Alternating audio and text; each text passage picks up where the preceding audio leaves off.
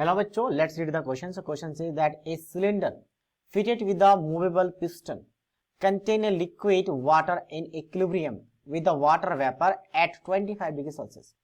Which of the following operations result in a decreasing in the equilibrium vapor pressure at 25 degrees Celsius? क्या बोलेगा basically कि आपके पास एक movable piston है, एक हम कंटेनर मान लेते हैं।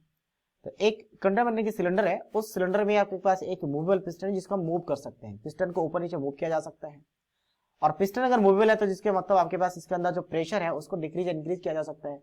हमने यहाँ पे वाटर लिया लिक्विड फॉर्म में, तो वाटर अगर लिक्विड फॉर्म में लेंगे तो इसका कुछ ना कुछ वेपर बनेगा, और वेपर बनेगा तो कुछ ना कुछ वेपर प्रेशर होगा, ठीक है। और उस 25 डिग्री सेल्सियस में ये सारी चीजें कंडीशन किया जाता है। तो वेपर प्रेशर यहाँ पे मान लेते हैं आपका P नॉट है इनिशियली एट 25 डिग्री सेल्सियस।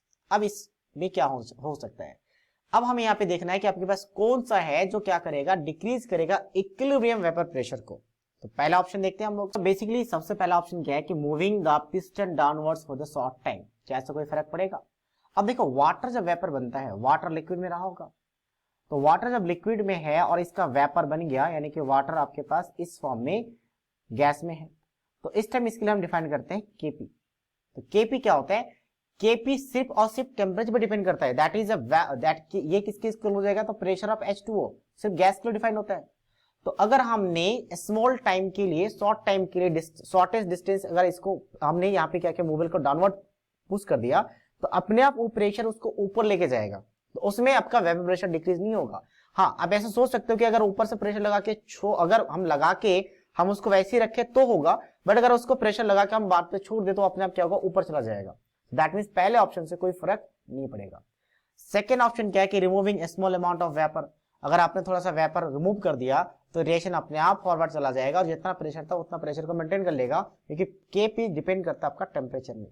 तो टेम्परेचर तो चेंज नहीं हुआ, और टेम्परेचर अगर चेंज नहीं हुआ तो मतलब अपने आप वेपर जितना खत्म हुआ, लीच चैटरयर प्रिंसिपल के बेसिस पे ये आपका रिएक्शन फॉरवर्ड चला जाएगा, और जितना वेपर था उसका वेपर को मेंटेन कर देगा। तो ये ऑप्शन भी सही नहीं है, हमें वेपर प्रेशर डिक्रीज करना है।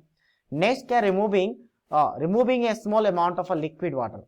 अगर थोड़ा सा लिक्विड वाटर रिमूव कर दिया तो रिमूव करने से कोई फर्क नहीं पड़ेगा, आपका वाटर जितना वेपर बनना था उतना ही वेपर बनेगा, तो केपी का वैल्यू फिक्स रहेगा। केपी का वैल्यू फिक्स रहेगा क्योंकि आपका टेम्परेचर फिक्स है। तो ये भी आपका गलत है, दैट मींस ऑप्शन 4 सही है। तो फोर्थ में देखो, टेम्परेचर चेंज नहीं हुआ है, लेकिन एक कंडीशन चेंज हुआ कि dissolving some salt in the water. अगर हमने थोड़ा सा सॉल्ट मिला दिया तो सॉल्ट मिलाने से क्या आ जाएगा, आपका उस कंडीशंस में वेपर प्रेशर डिक्रीज हो जाएगा। तो इसको मैं थोड़ा सा राउल्स लॉ वगैरह से समझा सकता हूं। क्या होता है कि अगर मैं बात करूं कि किसी भी प्योर वाटर में अगर हम सॉल्ट को मिक्स कर दें तो उसका बॉइलिंग पॉइंट इंक्रीज कर जाता है। ऐसा क्यों होता है?